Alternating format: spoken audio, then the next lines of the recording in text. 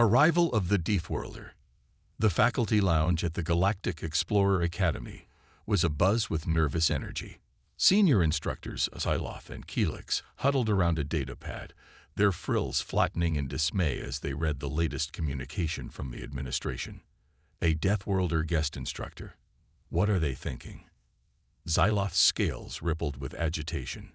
Exposing our students to that kind of danger. Keelix pulsed a soothing shade of blue. I'm sure the administration has their reasons. Earth's explorers have proven remarkably resilient. Perhaps we could learn from their adaptations. Xyloth's tail lashed. Or perhaps this Jake Hawkins will fill our students' heads with all manner of reckless ideas. As if on cue, the lounge door slid open and a figure strode in. A Deathworlder in the flesh. Jake Hawkins was tall for a human, with a wiry build and skin weathered by exposure to a dozen harsh atmospheres. He wore a patchwork pressure suit, adorned with various tubes and improvised gadgets. "Greetings," Jake said, his voice a raspy baritone. "Hope I'm not interrupting anything. Thought I'd drop by early, get the lay of the land." Xyloth and Keelix traded uneasy looks, taking in the human's scared pressure suit and the casual way he referred to his early arrival, as if it were no great feat to navigate the dangers of space travel ahead of schedule. "Welcome, Instructor Hawkins," Keelix said diplomatically. "We're honored to have you at our institution. Your expertise will surely be illuminating for our students." Jake chuckled, a sound like gears grinding. "Oh, I imagine they're in for an education, all right. But please, call me Jake. Instructor Hawkins was my father." He unslung a battered duffel from his shoulder and tossed it casually onto a low grav couch. It landed with a heavy clank, drawing a flinch from the two alien instructors. "I hope your journey was not too taxing," Xyloth said, eyeing the duffel as if it might contain live munitions.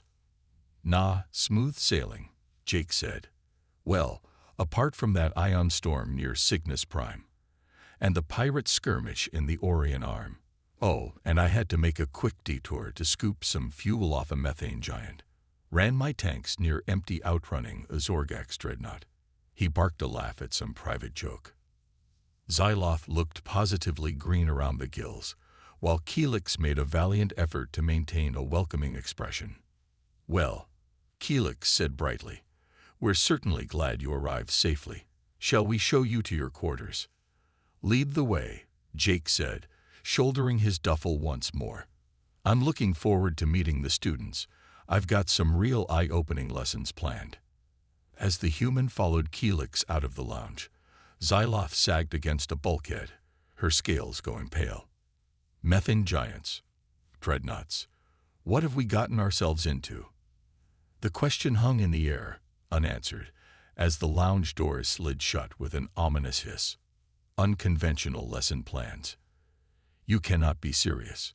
Xyloth stared at the holoscreen in front of her, aghast. The lesson plans submitted by their new Deathworlder instructor scrolled past, each more outlandish than the last. Improvised weather construction using indigenous flora. Emergency amputation techniques for vacuum exposure. Harnessing radioactive isotopes as emergency power sources. This is madness. Keelix, ever the diplomat, tapped a claw against his chin thoughtfully. "It's certainly unconventional. But perhaps there's wisdom in preparing our students for worst-case scenarios." Xyloth rounded on her colleague, frills flaring. "Wisdom. This is reckless endangerment. We cannot in good conscience expose our students to such dangerous ideas." "I agree that some of these lessons seem extreme," Keelix said, "but we have to remember that Instructor Hawkins comes from a very different context. Deathworlders face challenges we can scarcely imagine. All the more reason not to encourage their brand of insanity." Xyloth jabbed a claw at the screen. "I'm taking this to the administration. They have to reject these plans." But the administration did not reject the plans. In fact, the dean seemed positively thrilled at the prospect of offering such unique coursework. "Imagine the prestige it will bring to our academy." Dean Zarnix burbled, their chromatophores pulsing with excitement. "The first institution to offer Deathworlder survival training. We'll be the talk of the galaxy. Xyloph's protests fell on deaf ears. It seemed the allure of notoriety outweighed any concerns for student safety. And so, with a heavy heart, Xyloph found herself in the Academy's main lecture hall, watching as an eager crowd of students filed in to witness Jake Hawkins' first demonstration. The human stood at the front of the room, surrounded by an alarming array of scavenged equipment and noxious chemicals. He greeted the students with a grin that was all teeth. "Welcome, explorers," he called out. "You're in for a real treat today. We're going to learn how to survive in atmospheres that would kill most of you in minutes. Sound fun?" The students chittered and clicked with nervous excitement. Xyloph sank lower in her seat, her scales prickling with dread. As Jake launched into his lecture, complete with dramatic demonstrations of ad hoc breathing apparatus and improvised chemical scrubbers, Xyloph could only watch in morbid fascination. "Keelix," she whispered to her colleague, "I have a terrible feeling about this." Keelix pulsed a sympathetic shade of green. "Have faith, Xyloph. Our students are bright and capable. They will take Instructor Hawkins' lessons with the appropriate caution." But even as he spoke, a student in the front row eagerly volunteered to test a makeshift rebreather, constructed from little more than scrap metal and a pungent alien weed. As the student took a shuddering breath from the contraption, Xyloph closed her eyes, unable to watch. It was going to be a long semester. Part 3. Survival demonstrations begin. The environmental simulator hummed to life, its metal walls shuddering as they transformed into a hellish alien landscape. Jagged obsidian spires jutted from bubbling pools of noxious slime, while clouds of caustic vapor drifted overhead. The students huddled together in their protective gear, wide-eyed and nervous. Even the boldest among them looked uncertain in the face of this nightmarish scenario. But Jake Hawkins seemed right at home. He strode to the front of the group, his patchwork pressure suit barely seeming to hinder his movements. "Listen up, explorers," he called out, his voice crackling through their comm units. "Today we're going to learn how to survive in an atmosphere that's actively trying to kill you. Step 1. Know your enemy." He gestured to the swirling clouds of vapor. "That right there is a dense concentration of hydrogen sulfide and methane. One whiff of that, and your lungs will blister up like overripe fruit. You've got minutes, tops, before you're choking on your own blood." The students shifted uneasily, a few making distressed clicking noises. "But never fear," Jake continued, "because with the right know-how, even this death trap can be conquered. The key is improvisation." Over the next grueling hour, Jake led the students through a series of increasingly dangerous scenarios.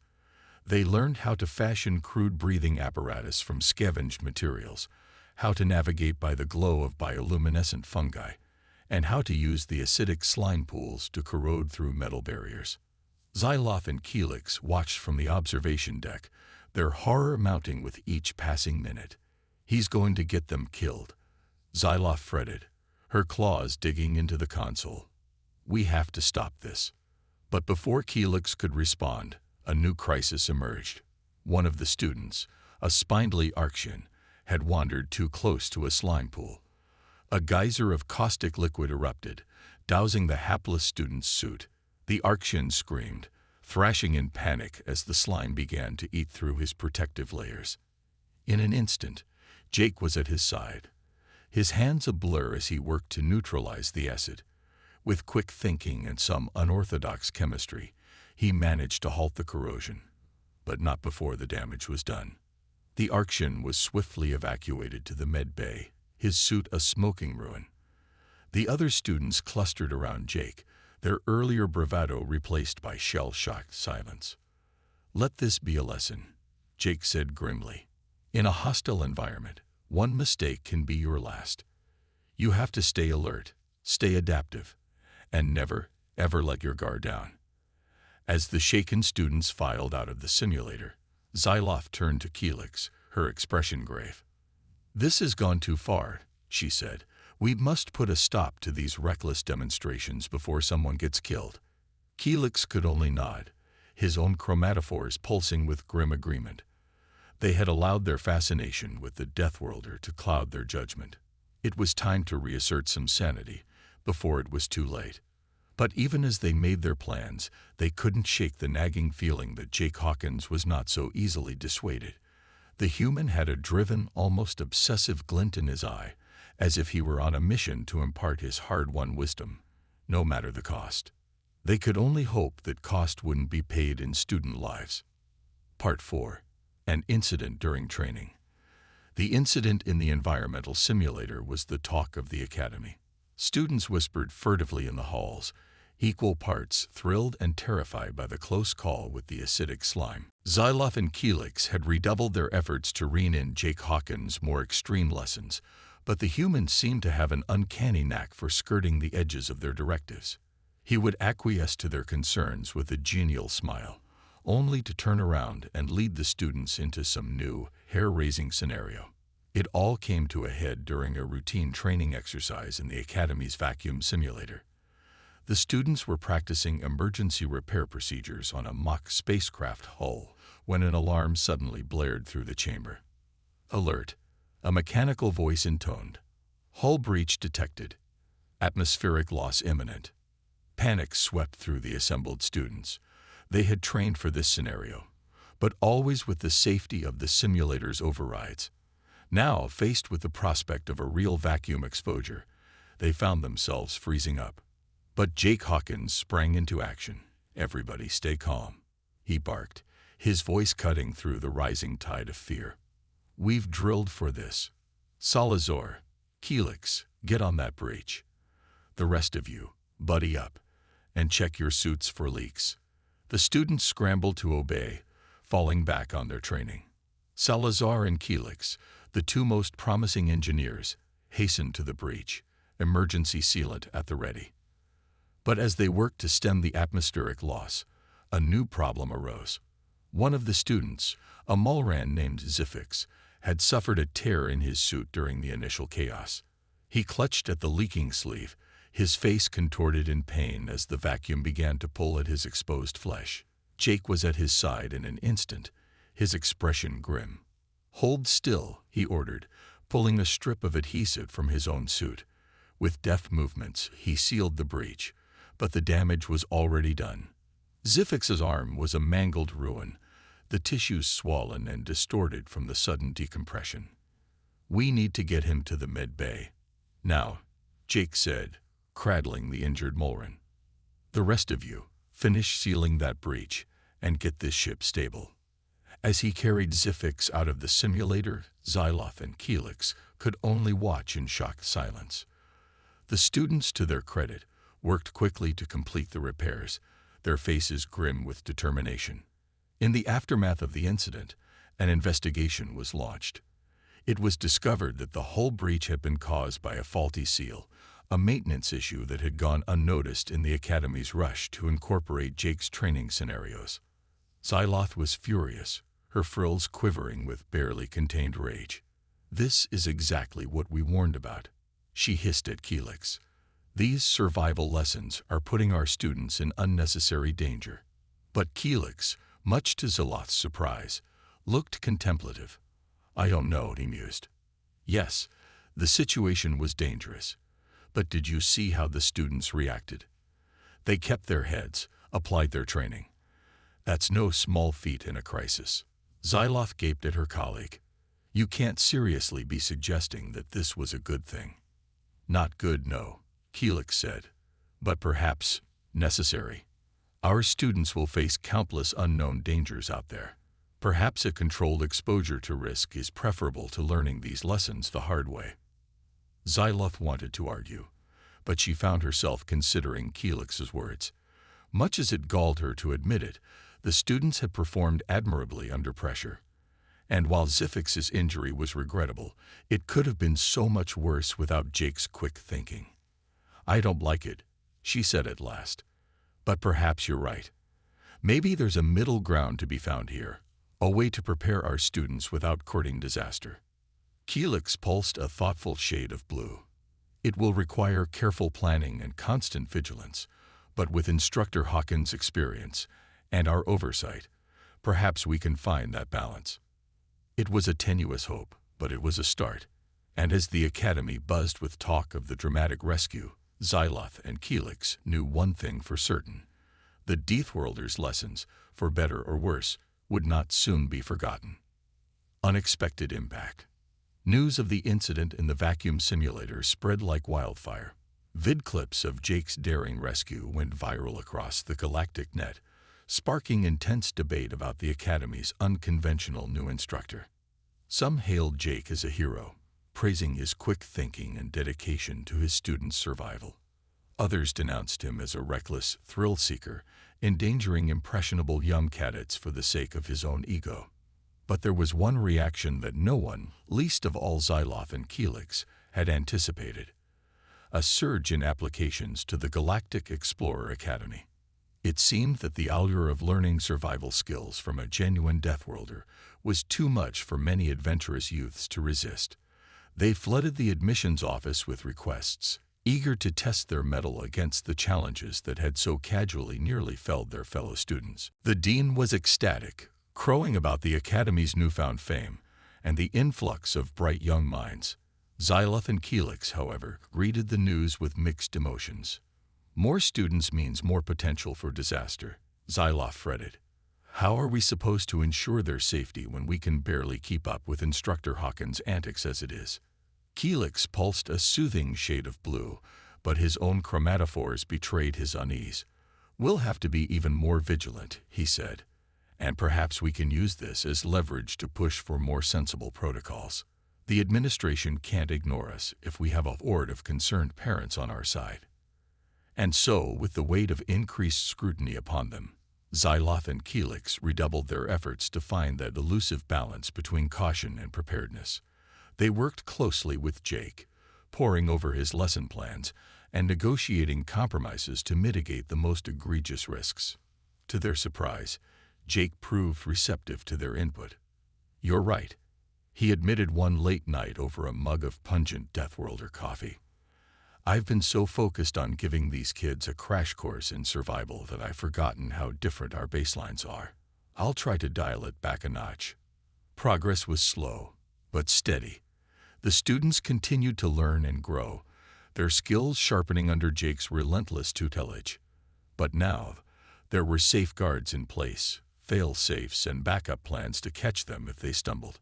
And stumble they did, for the path of a pioneer is never smooth. But with each setback, each close call, the students learned and adapted. They began to internalize the Deathworlder's credo: always have a plan, always have a backup, and never, ever give up. As the term drew to a close, Xyloth and Keelix found themselves looking back on the tumultuous months with a newfound appreciation. The humans' methods may have been unorthodox, even dangerous at times, but the results spoke for themselves. Their students stood taller now, their eyes alight with a confidence born of hard-won experience. They had stared into the face of mortal peril and emerged stronger for it, their bonds of camaraderie forged in the crucible of shared adversity. At the graduation ceremony, as the newly minted explorers received their commissions, Jake sought out Xyloth and Keelix in the crowd. "I wanted to thank you both," he said, his usually gruff voice thick with emotion, "for keeping me in check, for making sure I didn't let my enthusiasm override my common sense. I couldn't have done this without you." Xyloth felt a sudden surge of warmth toward the human. "We owe you thanks as well," she said. "Your lessons, unconventional as they were, have given our students a priceless gift: the ability to face the unknown with courage and adaptability." Keelix pulsed a vibrant shade of green, his equivalent of a smile. "Indeed. And perhaps we've learned a thing or two from you as well, Instructor Hawkins, about the value of pushing boundaries and embracing the unconventional." Jake laughed, a deep, rich sound that turned heads even among the celebratory din. "Careful, Professor. You're starting to sound like a Deathworlder yourself." The ceremony concluded in a riot of color and sound, as the graduates celebrated their achievement with friends and family. Xyloth and Keelix found themselves swept up in the festivities, their earlier reservations forgotten in the face of so much joy and promise. And as they watched their students mingle with the crowd, Swapping stories of narrow escapes and improvised solutions, they couldn't help but feel a sense of pride. These young explorers would carry the lessons of Jake Hawkins with them to the farthest reaches of the galaxy, a living testament to the indomitable spirit of life in all its myriad forms. As the revels wound down and the guests began to disperse, the dean approached Xyloth and Keelix, a gleam in their eye. "Professors," they said, their voice low and conspiratorial, "I've been thinking. Given the success of Instructor Hawkins' unconventional lessons, perhaps it's time we expanded our curriculum. What would you say to a permanent Deathworlder survival course?" Xyloth and Keelix traded glances, a lifetime of caution warring with a newfound sense of possibility. "We would have to discuss the specifics," Keelix said slowly. "Establish clear guidelines and safety protocols." Of course," the dean burbled. "But just imagine. The Galactic Explorer Academy, the premier institution for frontier survivability training. We'd be the envy of the quadrant." Xyloth found herself nodding, a slow smile spreading across her face. "It would be a challenge," she mused. "But then again, that's what we're all about, isn't it? Rising to meet the unknown, embracing the impossible." She turned to Jake, who had been listening to the exchange with a glint of amusement in his eyes. "What do you say, Instructor Hawkins? Ready to mold some more minds and save some more lives?" Jake's grin was sudden and fierce, a flash of Deathworlder determination. "Professor," he said, "I thought you'd never ask." And as the three of them shook hands, sealing the deal that would chart a new course for the Academy and its students, Xyloth felt a thrill of excitement shiver down her spine. The future was vast and unknowable, fraught with dangers beyond imagining. But one thing was certain: with Jake Hawkins at their side, they would face it head-on, ready for anything. Because that, after all, was the Deathworlder way.